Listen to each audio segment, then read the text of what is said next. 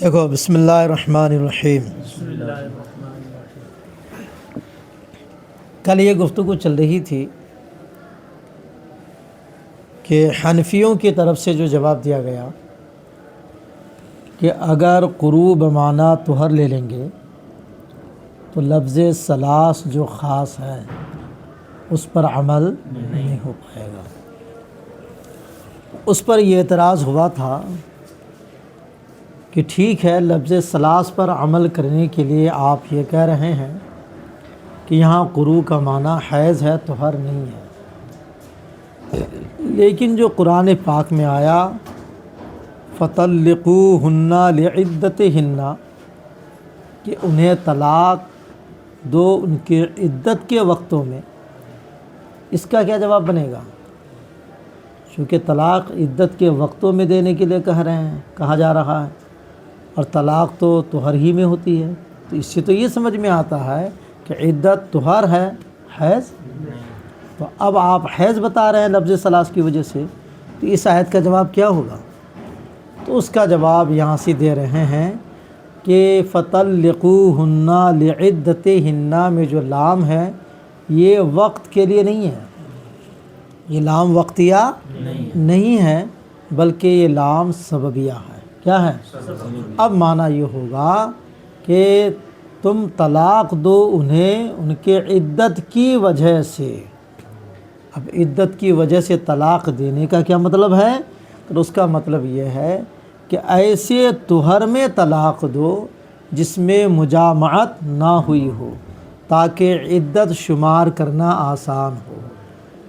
چونکہ جب مجامعت نہیں ہوئی ہے تو یہ بات کنفرم ہے کہ وہ حمل سے نہیں ہے، تو اب حیض سے عدت گزار لے گی، سمجھ گئے؟ تو انہیں طلاق دو ان کی عدت کی وجہ سے، یعنی عدت کا خیال کرو، ایسا نہ ہو کہ تم اس طہر میں طلاق دے دو جس میں مجامعت ہوئی ہے، اب اس میں پتہ ہی نہیں چلے گا کہ وہ خاتون امید سے ہے یا امید سے نہیں ہے۔ جب پتہ ہی نہیں ہے تو وہ کون سی عدت گزارے گی؟ کون سی؟ اگر یہ لگے کہ امید سے ہے تو پھر وضع حمل عدت ہوگی، اگر امید سے نہیں ہے تو حیض سے عدت ہوگی۔ تو جب وطی ہو گئی ہے تو پتہ ہی نہیں چل رہا ہے کہ وہ امید سے ہے یا نہیں ہے، تو عدت گزارنے میں ان کو دقت ہوگی، آسانی نہیں ہوگی۔ یہ مطلب ہے اس کا، سمجھ گئے؟ دوسرا مطلب یہ ہے کہ اس طرح مت کرو، یعنی طلاق ایسے موقع پہ دو کہ عورت کے لیے عدت آسان بنے، یعنی اس طہر میں بھی نہیں دینا ہے جس میں مجامعت ہوئی ہے، اسی طرح حیض میں بھی طلاق نہیں دینا ہے۔ فَطَلِّقُوهُنَّ لِعِدَّتِهِنَّ کا مطلب یہ ہے کہ عدت کا خیال کر کے تم طلاق دو، کہ عدت شمار کرنے میں پریشانی ہو یا تمہارے طلاق کی وجہ سے عدت لمبی ہو جائے، تو اس طرح طلاقیں مت دو۔ مثلا حیض میں طلاق دو گے تو عدت لمبی ہو جائے گی، کیونکہ جس حیض میں طلاق دو گے وہ حیض شمار میں آئے گا نہیں، تو وہ حیض بھی نہیں آیا، اس کے بعد ایک طہر آئے گا، پھر 3 حیض الگ سے آئیں گے، تو عدت لمبی نہیں ہو جائے گی؟ لمبی ہو جائے گی۔ تو کہا جا رہا کہ طلاق دو عدت کا خیال کر کے، نہ تو عدت شمار کرنے میں دقت ہو، نہ عدت خاتون کے لیے لمبی بنے، اس حساب سے طلاق دو۔ اور وہ حساب یہ ہے کہ اس طہر میں طلاق دو جس طہر میں مجامعت نہیں ہوئی ہے۔ یہ معنی ہے اس آیت کا، یہ معنی نہیں ہے کہ جو عدت شمار کر رہے ہیں اسی عدت میں طلاق دو، یہ معنی نہیں ہے۔ دیکھو،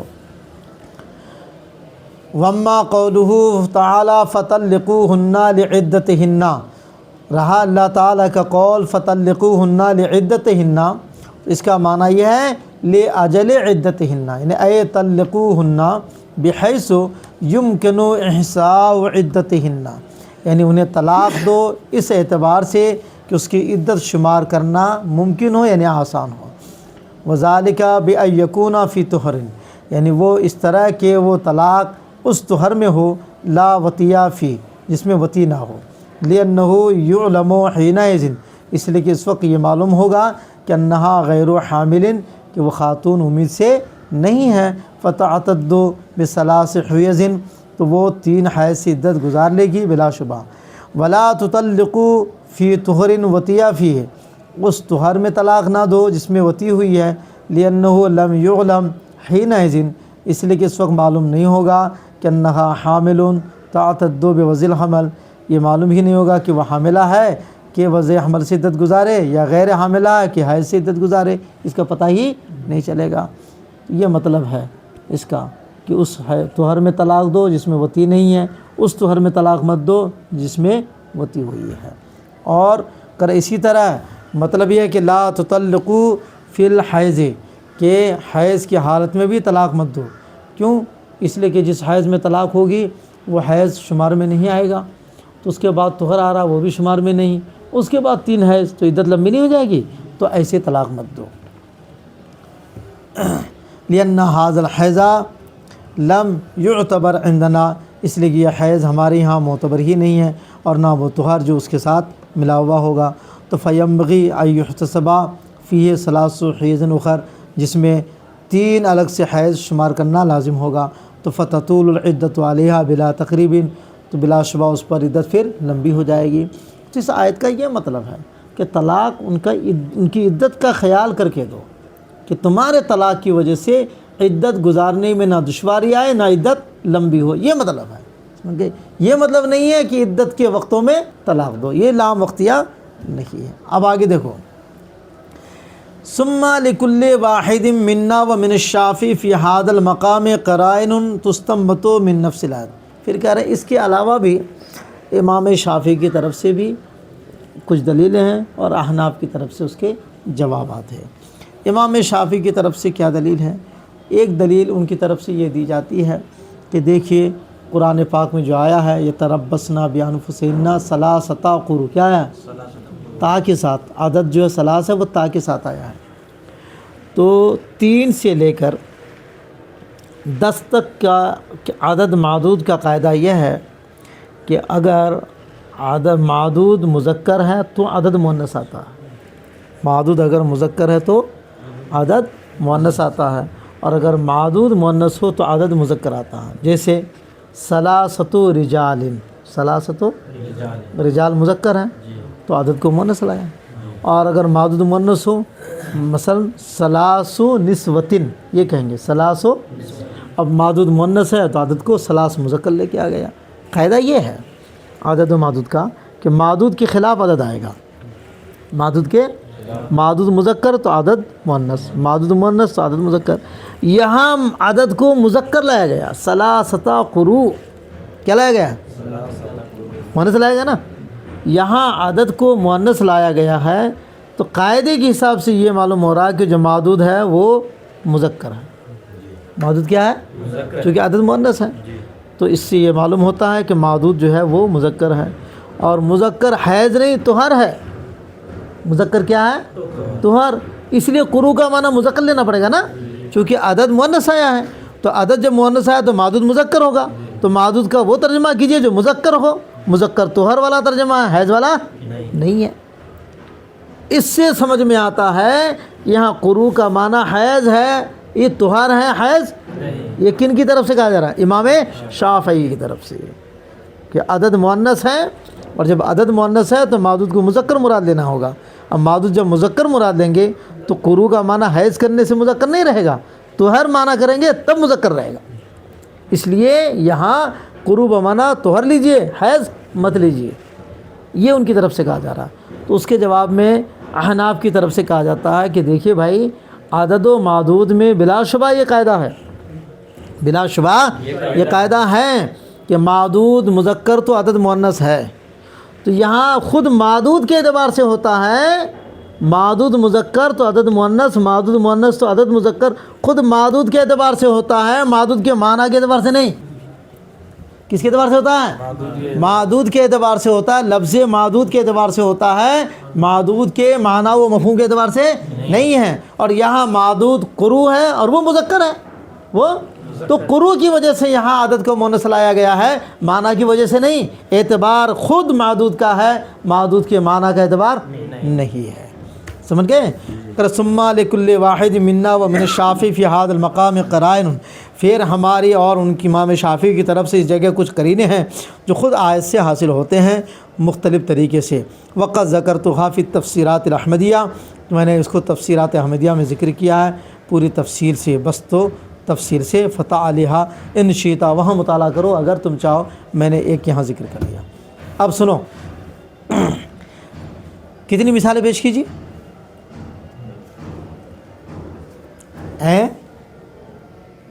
4 کتنی؟ ہاں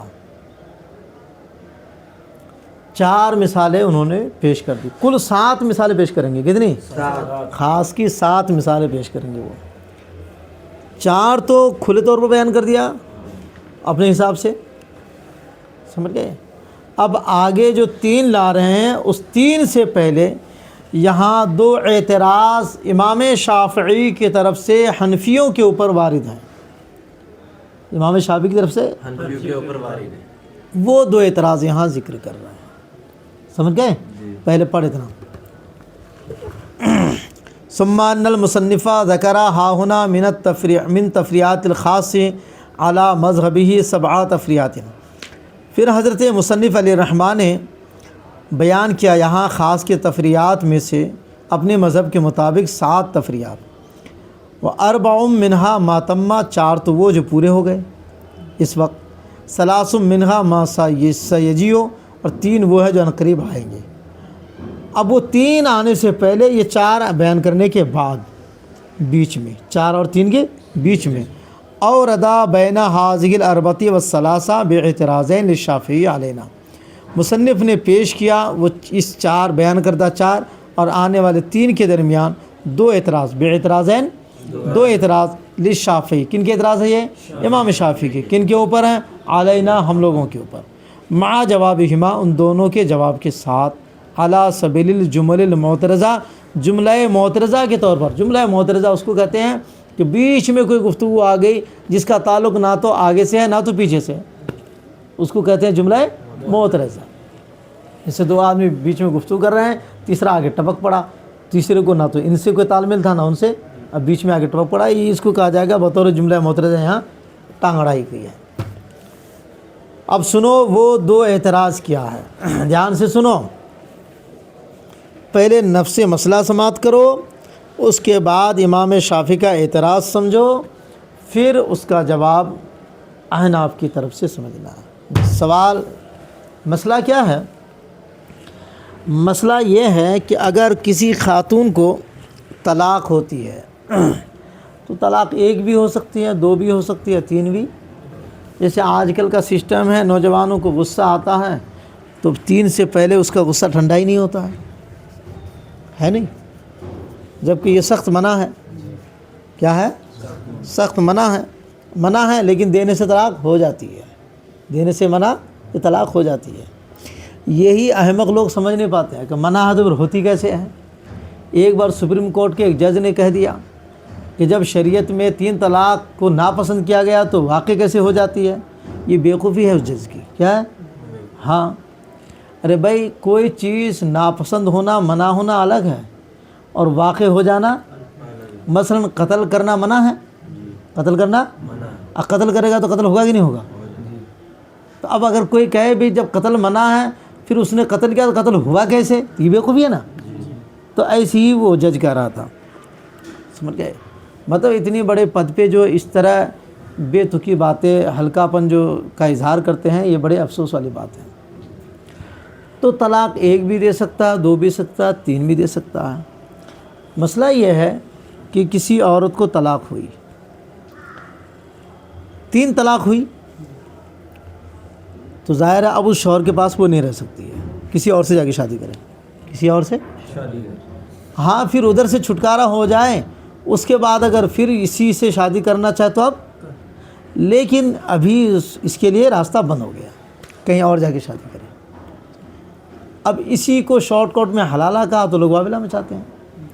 حلالہ کا یہ مطلب ہے کہ 3 طلاق دے دیا ہے تو بھئی اس کے راستے بند، اس کے راستے، اب ادھر واپسی کا کوئی راستہ نہیں ہے، کہیں اور جا کے شادی کرے وہ، اگر شادی کرنی ہے اس کو تو کسی اور سے شادی کرے، تو کسی اور سے شادی کر لی، پھر وہاں رشتہ نہیں نبھا، اس نے طلاق دے دیا، یا وہ شوہر مر گیا، جیسے بھی ہو وہاں سے جدائیگی ہو گئی، تو اب اگر یہ دونوں کی طبیعت پھر ایک دوسرے کی طرف مائل ہو تو یہ دونوں پھر شادی کر سکتے ہیں، سمجھ گئے؟ اس طرح سے تو اب یہ جو 3 طلاق دے دیا تھا، پھر وہ کسی اور سے شادی کر لیا، پھر اس کے بعد وہاں سے وہ مر گیا یا طلاق دے دیا جو بھی ہو، اب دوبارہ پھر اسی شوہر کے ساتھ اس کی شادی ہوتی ہے اتفاق سے. تو یہ تو 3 طلاق دے دیا تھا، اب دوبارہ جو شادی کرے گا پھر یہ کتنے طلاق کا مالک ہوگا؟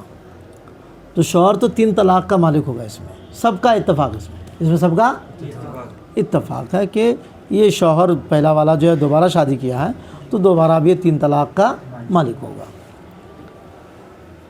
اس میں تو کسی کا اختلاف نہیں ہے. اختلاف اس میں ہے کہ 1 یا 2 طلاق دی تھی.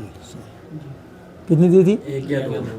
پھر عدت گزارنے کے بعد اس خاتون نے کہیں اور شادی کر لی، اس سے نہیں کی، اس نے بائنا ہو گئی تو کہا چل جب جدا ہو ہی گئے تو یہ بلا وجہ پریشان کرتا نہیں رہیں گے، کسی اور سے شادی کر لی اس نے.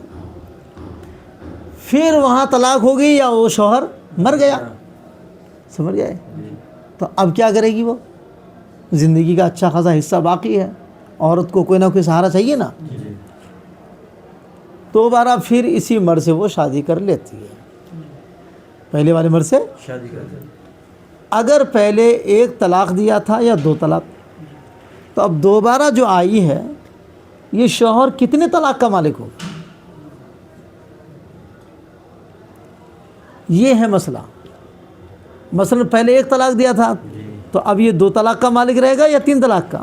یا پہلے 2 دیا تھا تو اب یہ شوہر 1 طلاق کا مالک رہے گا یا 3 طلاق کا؟ تو امام شافعی اور امام محمد یہ دونوں حضرات فرماتے ہیں کہ جتنی طلاق باقی تھی خالی اتنے ہی کا مالک ہوگا. اگر پہلے 1 دیا تھا تو اب 2 کا مالک رہے گا، اور 2 دیا تھا تو 1 کا مالک ہوگا. یعنی پہلے 1 دیا تھا تو اب 2 دینے سے مغلظہ ہوگی، 2 کا دیا تھا تو اب 1 دینے سے مغلظہ ہوگی. یہ کون کہہ رہے ہیں؟ امام شافعی اور امام محمد. امام اعظم اور امام ابو یوسف کہتے نہیں، دوبارہ یہ 3 طلاق کا مالک ہو جائے گا، دوبارہ 3 طلاق کا مالک ہو جائے گا. پہلے اتنا پڑھو پھر امام شافعی کا اعتراض سنو. دیکھو محللیت الزوج الثانی، محللیت الزوج الثانی بحدیث العسیلہ لا بقولہ حتی تنکحا زوجا غیرہ. شوہر ثانی کا محلل جدید ہونا، شوہر ثانی کا محلل جدید ہونا حدیث عسیلہ سے ہے، نہ کہ اللہ تعالیٰ کے قول لا حتی تنکحا زوجا غیرہ سے.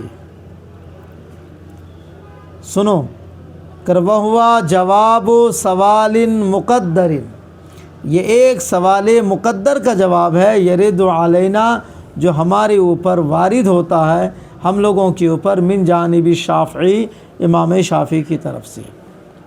وتقریر السوال لا بد فیہ من تمہید مقدمۃ، کرت سوال کی تقریر سے پہلے ضروری ہے ایک مقدمہ کی تمہید، یعنی نفس مسئلہ کو پہلے سمجھنا ضروری ہے، پھر اس کے بعد آپ سوال سمجھیں گے. سنو، وہ یہ ہے کہ ان الزوجہ ان طلقا امراتہ ثلاثا، کہ شوہر اگر اپنی بیوی کو 3 طلاق دے دے، ونکحت زوجا آخر، پھر دوسرے شوہر سے وہ خاتون شادی کر لے، ثم طلقہ الزوج الثانی، پھر دوسرا والا شوہر اسے طلاق دے دے.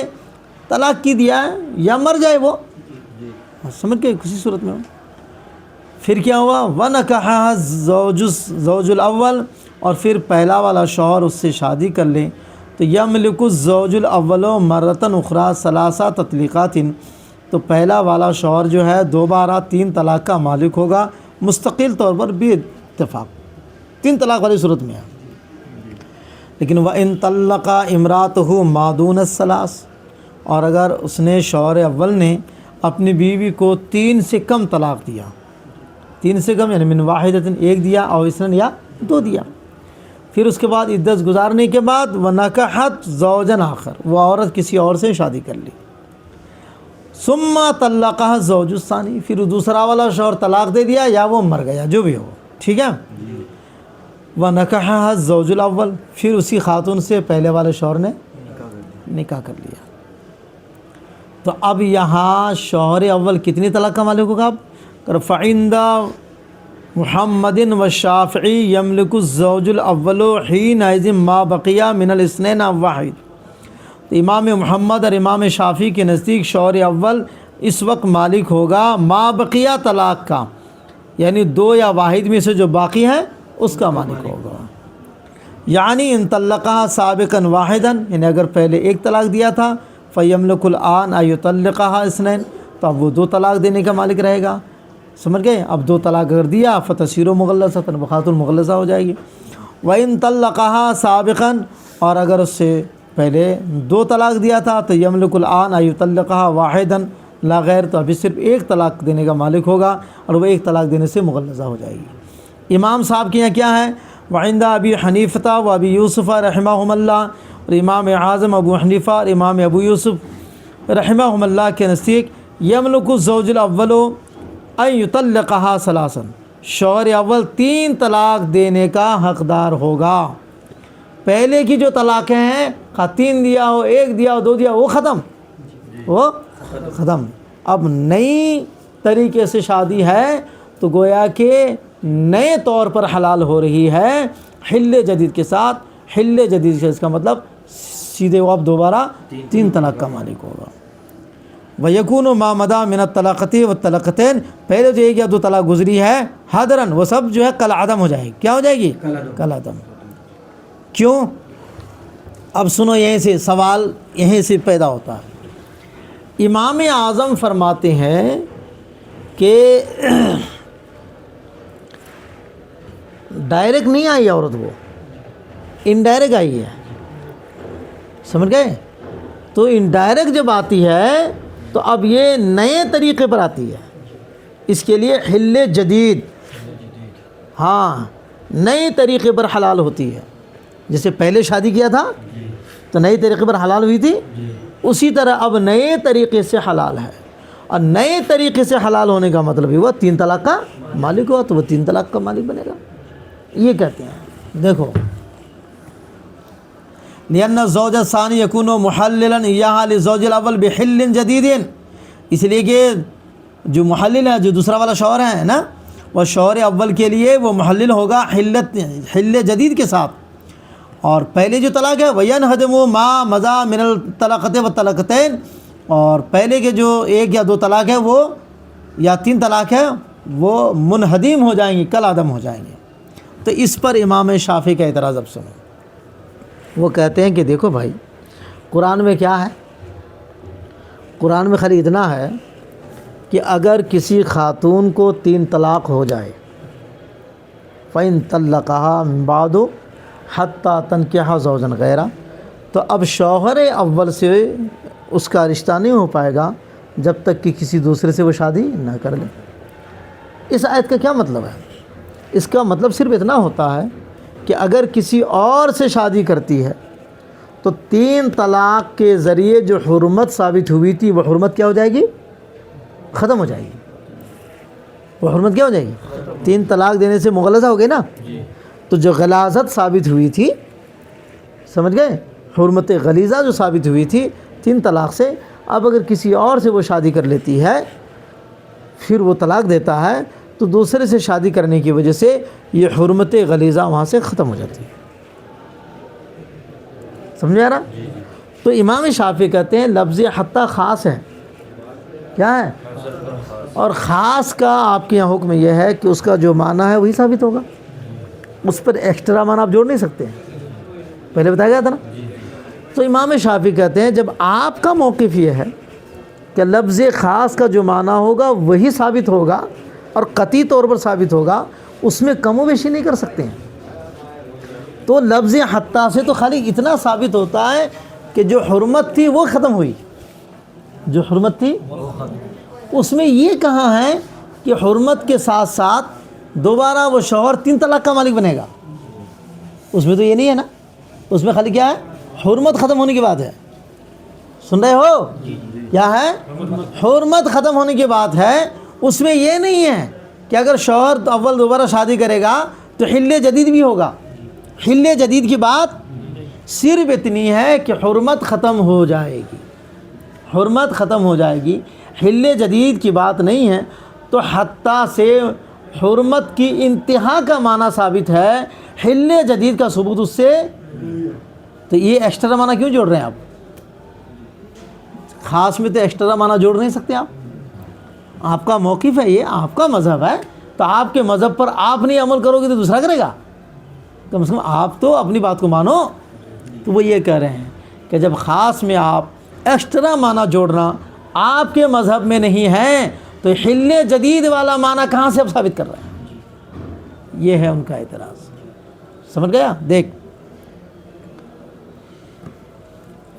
فاعترض علیہ الشافعی، اس پر امام شافعی نے اعتراض کیا، بأن المتمسک فی ھذا الباب ہوا قولہ تعالی فإن طلقها فلا تحل له من بعد حتى تنكح زوجا غیرہ، کس باب میں جو دلیل دی گئی ہے وہ دلیل اللہ تعالیٰ کا یہ فرمان ہے، فإن طلقها فلا تحل له، اگر تیسری طلاق دے دیا تو اب اس کے لیے وہ خاتون حلال نہیں ہے، اس کے بعد حتیٰ تنکح زوجا غیرہ، جب تک کہ کسی دوسرے سے شادی نہ کرے، وکلمۃ حتیٰ لفظ خاص ودیا لمعنی الغایت والنہایت، اور حتیٰ لفظ خاص ہے جو وضع کیا گیا ہے غایت اور انتہا کے معنی کے لیے جو معلوم ہے۔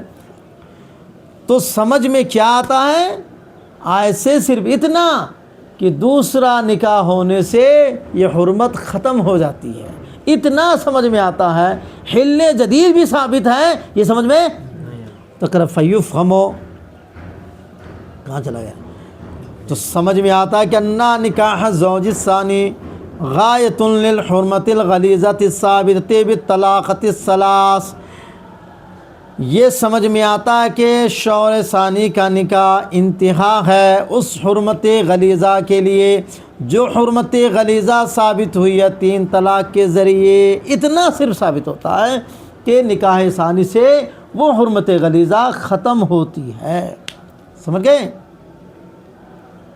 ولا تاثیر للغایت فی ما بعدھا، اور غایت کا اپنے ما بعد میں کوئی اثر نہیں ہے، تو مغیّمہ بھی اثر نہیں ہوگا،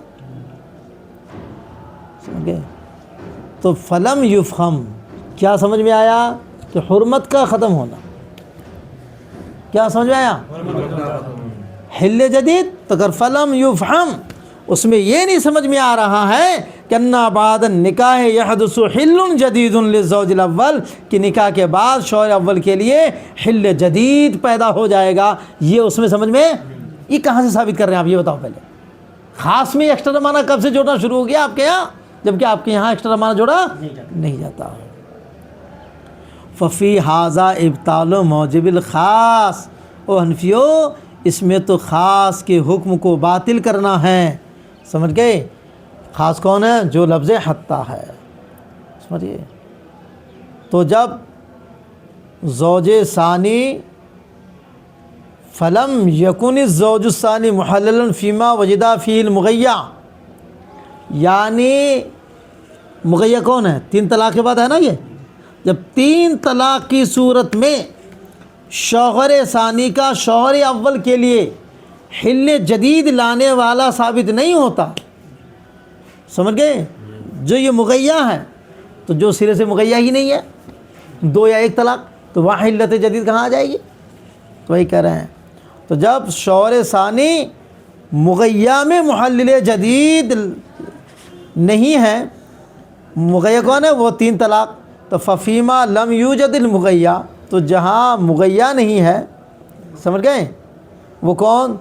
3 سے کم، تو اولا اللہ یکونا محللاً، بدرجہ اولا وہاں محلل نہیں ہوگا حل جدید کے ساتھ، تو فلا یکون الزوج الثانی محللاً ایہا للزوج الاول بحل جدیدین، تو بدرجہ اولا وہاں شوہر ثانی شوہر اول کے لیے محلل نہیں ہوگا حل جدید کے ساتھ۔ یہ ہے اعتراض کہ جب حتیٰ کا معنی خاص ہے، اس کا معنی خالی حرمت کا منتہا ہونا ہے، حل جدید ثابت ہونا نہیں، تو حل جدید کا ثابت ہونا آپ کہاں سے ثابت کر رہے ہو؟ یہ ہے اعتراض، یہ جواب کل۔